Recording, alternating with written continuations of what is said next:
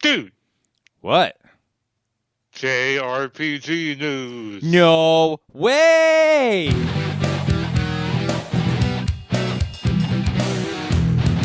Yes way, we found some, we dug around, and there was some in the bottom of the barrel, and we found it. It wasn't that hard for me to find what I found, No, to it be wasn't. honest. I initially had a hard time. So, welcome this week again Yeah. to Dude JRPG News. I'm Mel, and my co-host is Zoltan. Hello, Zoltan. Hey everyone, I'm a dude, and Mel's a dude too. Yeah, we're both dudes. Hopefully you are too. No, that doesn't make any sense. Yeah, you can be a dudette if you want. It's fine. Anyhow, we have a little bit here. I'm going to let Zoltan start first, and then I'll finish off with my little extra bit. Okay, we got some game announcements that were announced. Phantasy Star Online 2 New Genesis. This is not a game announcement. It was announced before. That game is going to come out in 2021 on Xbox One and PS4 and PC. That's not the next gen. That is the current gen, or is now the current gen the PS5 generation? I always say current gen is whatever we're currently in. So I understand people like saying next gen for a while, but right. I guess we're in PS5 gen, so we are last gen then. Anyway, Xbox One, PS4, and PC. But it's 2021. But this is not the game itself that's coming out. They're gonna have a broadcast about it. It sounds like it's going to be a live stream type of thing, but it's not actually live. It's pre-recorded. So they're doing some kind of show about Phantasy Star Online 2 New Genesis, and you can watch it in English on YouTube. So that's cool. December 19th. They didn't provide any links, so I will not be able to provide you any links either. Sure, you'll find it if you search. Yeah. And a card game RPG that's been out for a while on PC. I think it came out in June. Called Deck of Ashes is now coming to PS4 and Xbox One on Q2 of 2021. So look forward to that if you like card RPGs. And now we got a couple kind of huge announcements, actually. Neo, The World Ends With You. This is a new The World Ends With You game that has just been announced. That's kind of a big deal, Mel. Did you know that? I knew it through the acronym that everyone throws around that I had to reverse engineer, but other than that, I don't know much about that game. It was on the DS? Yeah, DS or 3DS, either one. I don't remember, but the dual screen one. And I hear that the gameplay's pretty crazy because you need to look up and down at each screen and stuff. I don't know the details because I haven't played it myself. As we've said many times, we're not handheld game aficionados over here. But everybody seems to love that game. Everybody, like when they say the best RPGs on the 3DS, it's like The World Ends With You is always mentioned. Finally, a sequel getting announced. It's called Neo, and then : The World Ends With You is now the subtitle. Coming out for PS4 and Switch worldwide. Summer of 2021. And I hope it's awesome. Voted most likely to also be a James Bond movie title. Oh, it is similar. It really does sound like What is the similar one? The World Is Not Enough. Oh, is that it? I think. Yeah. It's kind of weird to me that they made The World Ends With You is now the subtitle. So the title of the game is actually just Neo. Like, and it's not N-I-O-H, it's N-E-O, as in Latin for new, right? Mm-hmm. Yeah. So, if you just thought the game was just called Neo, that's a dumb name. It just means new.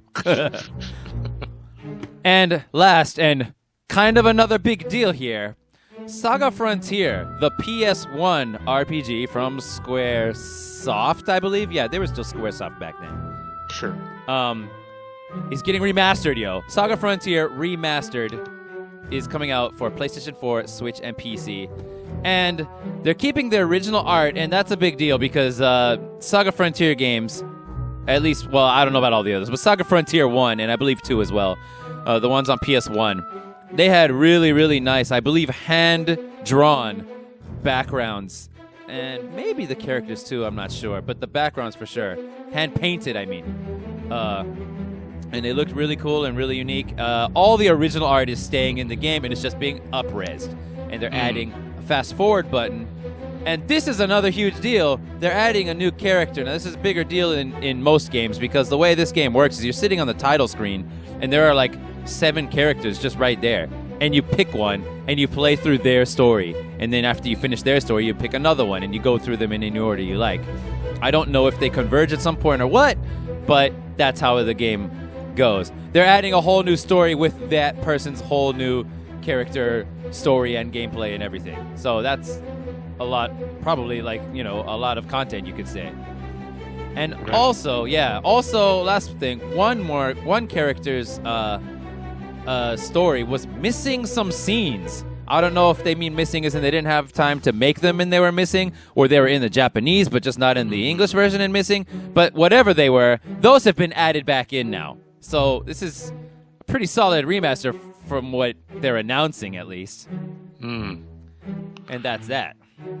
Yeah, the game looks really cool. So you're saying that the character sprite models are up-res? Because they definitely look like newer than Super Nintendo quality. Yeah, I mean, it's PS1, but yeah. I mean, PS1. Yeah. It said that the whole thing is up-resed, so I assume the sprites as well. Right, Yeah. It's cool because the characters look like 2D sprites for the most part, but a lot of these boss fights look like rendered models that they then animated frames of. Oh, really? It's a little bit like Mario RPG. That look was... Yeah, that was weird. Was trying to be 3D. Yeah. It's the same thing they're going for. I guess there was a short little era there of a few years where that was a thing that was done. Yeah, I guess so. And then we got into actual 3D, and then everything was crappy for a while. Yeah, it was. For an entire generation. Pretty much. Yeah. I don't know. I think they did okay with Final Fantasy IX 3D. The characters were 3D. And they did okay because they made them more cartoony than they made them in Final Fantasy VIII, where they went like as realistically as possible, and they just looked like blurry messes, right? And that's all the game announcements I have for you today, Mel. All right. Now, you have one more thing here, right? Yeah. Do you want me to do mine first? Yeah, I'll finish off because my thing is very simple. Okay. All right. Some videos have come out, yo. The YouTube channel Primal Liquid has released a video that he said he had 4 months in the making. The title is, "What is the absolute most overpowered you can get in Final Fantasy VIII?" And so you can kind of imagine why it took 4 months to make that video. He has a whole playlist on his channel, which I think is really the best content he puts out, because he also just does straight up Let's Plays, which is not what I'm about because lots of downtime, all the stuff you don't care about is going to be in there as well. But he has this series called the Overpowered series, a playlist on his channel. And yeah, some crazy stuff in there. So in this case, what is the absolute most overpowered you can get in Final Fantasy VIII, meaning at the end of the game, even not at the beginning?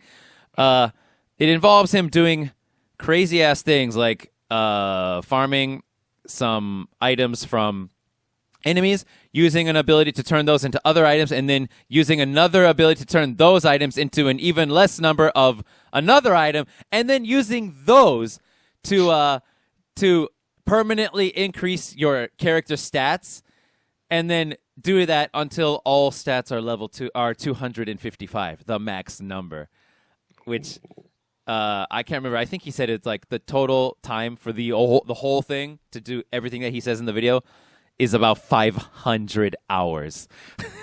Oh, yeah. Geez. So doing things like that and staying at level 1 because the enemies become more powerful the higher level. So doing it all at lowest level. So there's like a scene in the beginning where you have one character with you named Cypher, and then later he leaves you and he never joins you again. So you kill off your other two guys and just do whatever you want with Cypher and level up your Guardian Forces and get these items, and it's crazy. So if you want to check that out, he released that video, 4 months in the making. Jesus. Also, I know, right?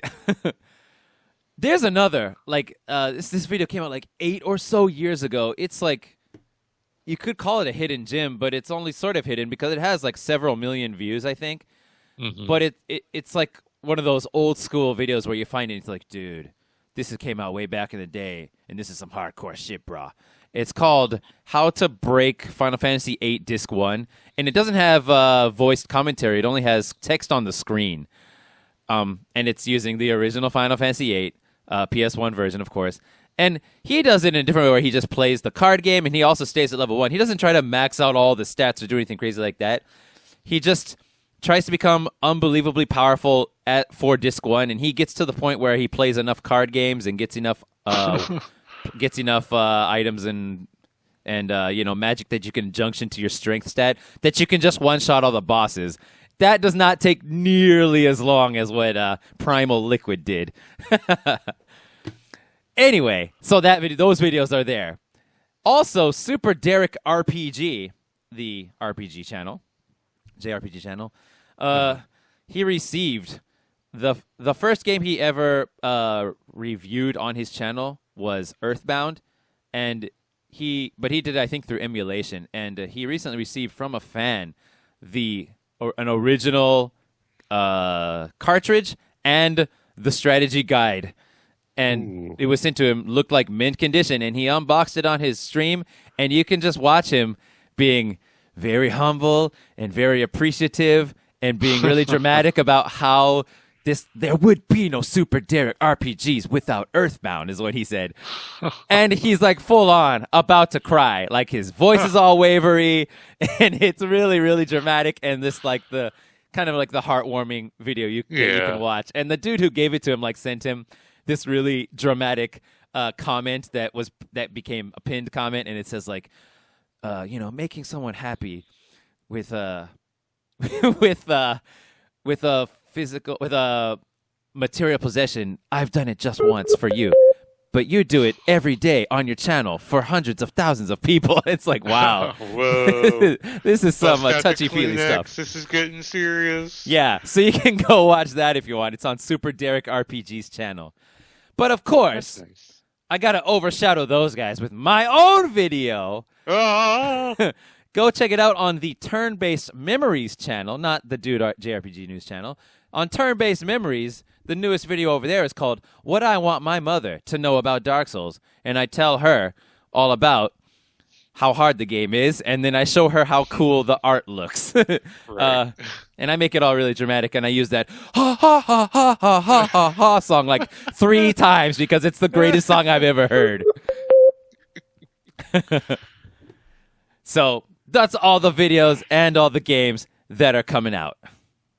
Very exciting stuff. If you guys are fans of like The World Ends With You and stuff, and you have things to share about it, let us know in the comments, because I think that would be a interesting way of kind of covering that gap there, because we do look at the comments right now. We are a smaller channel, so we do have the time to look at and directly address what's in those comments. So we encourage people to do so. If we did get colossally large one day, we might not be able to do that. Back away from that promise. Yeah. So now's your chance, guys. Anyway, we have one more piece of information here, not really news. Okay. But Zoltan, you're familiar with a little game called Chrono Trigger, right? I think I heard of that, yeah. Mm-hmm. People always call it Chrono Trigger. Yeah, that's true. Well, they spell it weird in the game for some reason. Without the H. Yeah, because they only have 5 freaking spaces. That's why. Jesus Christ. Oops. Not enough spaces. Well, anyway, some cool guys on the Turn-Based Memories channel did a whole video on it. You can check that out if you want to learn more. Oh, yeah. But in the meantime, there is a mod that I discovered, so it's news to me. Okay. For Chrono Trigger called Chrono Trigger Plus, a little plus symbol at the end. Okay. And this is a ROM hack of the game that adds in cut content to the game, back into the game, stuff that was only in the Japanese version of the game into this, which is an English version, and some other little bits and pieces. I'll read from the update list here very briefly. What you can expect in this game, in this mod rather. I didn't know there was cut content, so this is going to be news to me as well. Was. Yeah, I didn't know that either. Let's see here. So under the list here of new content, MSU1 music fully integrated. So that requires that's like I guess that's like a different channel of music. I'm not entirely sure. That I believe the MSU1 is some part of the Super Nintendo music chip. So I think that it's in there. They coded it differently so it maybe doesn't get cut off, because sometimes when certain sound effects play, certain sound channels have to mute or get overridden or, duck or whatever it's called. Perhaps that's what that's changing to. But anyway, there's more concrete stuff in here. There's 2 other fully explorable islands in Zeal. Oh, no way! Oh my god, it's the 2 that you could see like when you're walking around Zeal, and like there's a island off to the side that has a pyramid on it and another one that has like a town on it. It's got to be those 2, right? It must be. What other ones are there? It says here $19.99 is now fully accessible. What do you mean fully? So I guess it doesn't just go to the end of the world, you mean? Yeah, I guess so. What? There's a new dungeon in 2300 AD. Okay. Chrono's mom has a bedroom now. There's a little room you can go into at the beginning of the game, and there's just a new room with a bed, and I don't know if there's anything in there, but when you go in there initially, there's nothing in there, so maybe something shows up. Wait, go in there initially. I don't think there are any other rooms. I think they must have just blocked the entrance or something in the retail release, because there's just when you go in initially in your house, this modded playthrough. Oh, I see what you're saying. Is what I'm saying. So maybe later on in this mod playthrough, they put something in there, but there's nothing in there when you start. Oh, I see. Just a room. Okay. Let's see here. Reptite Village is now in 65. What is that? 650 million BC or whatever it is. Yeah. So you can visit that place now. There's an optional battle with the Prophet in the second visit to Zeal. I guess it's like an optional boss battle. There's more scenes with the whole party. They don't say exactly what those are, but I think there were some cut dialogue sequences that they must have translated and added back in. Frog will be in his human form in cutscenes if Magus is beaten. Hopefully a fully playable Glenn will be available soon, is what the README file says. So Glenn, the guy who is Frog. Yeah.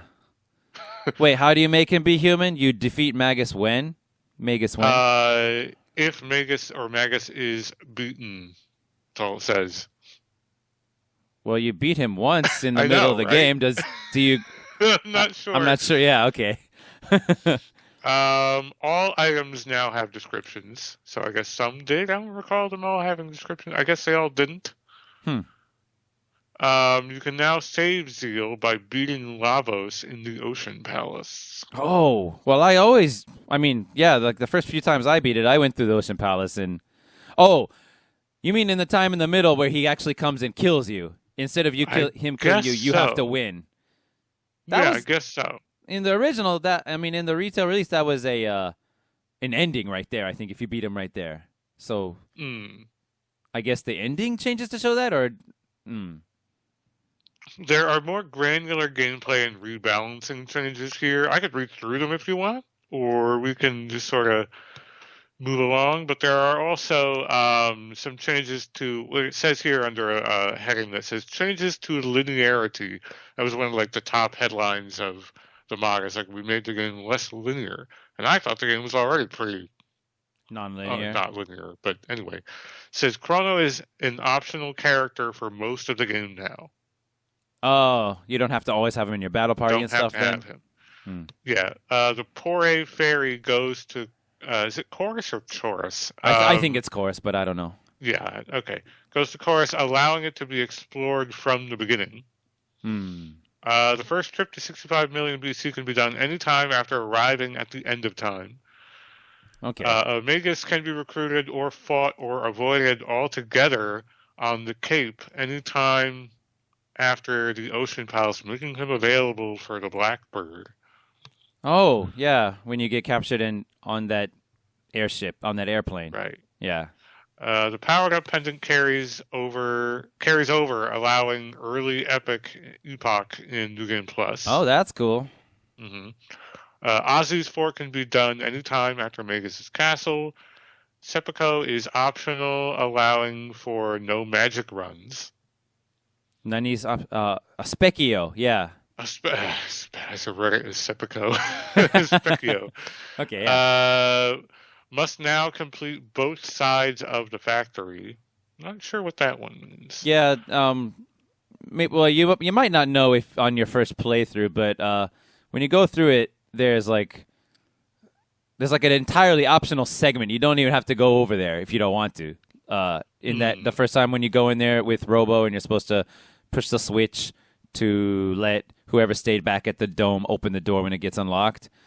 Yeah, like there's just a whole separate section with a conveyor belt and stuff that you don't even have to go look at if you don't want to. But if you do, you can get like a bolt sword for Chrono and stuff like that, so it makes it kind of worth it if you want to do it. Now it's going to be required, huh? That's weird. Guess so. And I'm just looking through the replay balances. One or two popped out to me here. Required TP is adjusted to keep the characters learning at the same rate. I think that's a part of it that kind of sticks out to me, because I always hate it when characters fall behind, but you still need to use them. But they weren't in your active party. I don't know if what you just read refers to them not being in the party getting more TP or not. I think it just means the amount that is required for every character to learn their next technique, the next tech, is different, and some it's way more than others, I guess, and so they just made them all more similar, I guess, is what that sounds like to me. I don't know. Yeah, I don't know if they're going to get tech points outside of battle, though. Levels gained quicker overall, but stat gains spread out to level, says level star. I guess it's like instead of 50, making the game more challenging, but with better progression. Say that one more time from the beginning. Right. Levels gained quicker overall. Okay. So levels are gained quicker overall. Meaning they require less experience to get. But stat gains spread out to level, and just says star, I guess, level whatever. I guess. Instead of level 50. So I guess what they're saying is that if it made the game a little bit more challenging, then I guess that means that you're getting like a lot of games do this, you get the majority of your large stat increases from the earlier levels, like the first half of the levels, maybe, let's say. Right. And so, yeah, now they're making it so that it's more even per level. So the last level also gives you almost or a similar amount of stat gains as the first level ups that you got. But then you said level 50? The original star level is 99, isn't it? Yeah. Sorry, say that 50 thing again. What did they say about the level 50? Spread out to level star instead of 50, making the game more challenging but with better progression. It says at the end, all characters gain 100% experience. Level star instead of 50. I'm not sure what that means. I don't know what star means. I don't know. I thought maybe. I know that in Chrono Trigger, all of the stats, I don't remember if the level also did it, but all of the stats, when they have a max number, and the only way to know what it is to see what the second to the last number is and then add one to it, because once you get to the max number of that stat, it turns into just 2 stars on their status menu. And so, like, the easiest one to find out is speed, for example, because I think the max speed for everyone is like 16 or something. And, you know, like someone like Chrono, for example, starts with like 11 or 12. So you just get like 3 or 4 speed tabs and boom, you've maxed out his speed. So you can see that. And so, yeah, for all stats, they do that. I don't remember if level turns into star, but I thought even if it did, if the max level does turn into star, I thought it happened at level... Yeah, it definitely happened at 99, not 50. Are there only 50 levels now? Is that what they're saying? That's crazy. No, it's interesting. It is interesting. I would like to do a playthrough of this, to be honest, because it sounds like fun and interesting. There's an auto-run feature, so you don't have to hold B to run anymore. I prefer to hold it, personally. You do? Okay. Yeah, well, because it's it an feels optional. like It's an option. yeah, because it feels like I'm controlling it more. Got it. Yeah, no, I can. You might bump into an enemy or something that you're trying to avoid if you run everywhere. Maybe I don't know. Mm-hmm. Well, anyway, there's more to it than that. That's more mechanical and granular. Go ahead and read it. I found this over at romhacking.net, but principally I found it out by watching a Vinesauce video that was posted in January of this year. He's doing a whole playthrough that I'm sure took him quite a while to get through of this mod. So he discusses in the beginning of the first episode more detail about the mod. This guy Vinny from Vinesauce, his favorite game, along with everyone else's, of course. Right. So he goes into detail about that. So yeah, check that out if you have some extra time on your hands. You're a Chrono Trigger fan. Maybe you want to get that mod. Sounds really neat.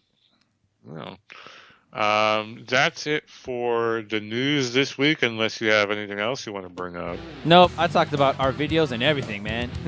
Yeah, I do have a script put together for the Code Vein review that I'm going to be doing. Nice. And it will be a review, but there is a little twist on it, so you'll have to stay tuned and see how that works. And that will be posted over to the Turn-Based Memories channel. I have a suggestion for your video. Yes. Because it's a Code Vein, which is a Souls-like game. I think you should use the song called Vort of the Boreal Valley from Dark Souls 3. That's the song that goes, ha ha ha ha ha ha ha ha. You should use that song. It's the best song ever. I used it 3 times in my Dark Souls video that I just talked about, the one towards my mom. You guys should watch it just so you can hear that song. There you go. All right, I will definitely put that in there. So. Yes. Okay, good. I'm looking forward to that. Yes. We got some good ideas for it now. Anyway, stay tuned for that. Thank you all for watching. Thank you, Zoltan. Thank you, everyone. And have a good night. Good night.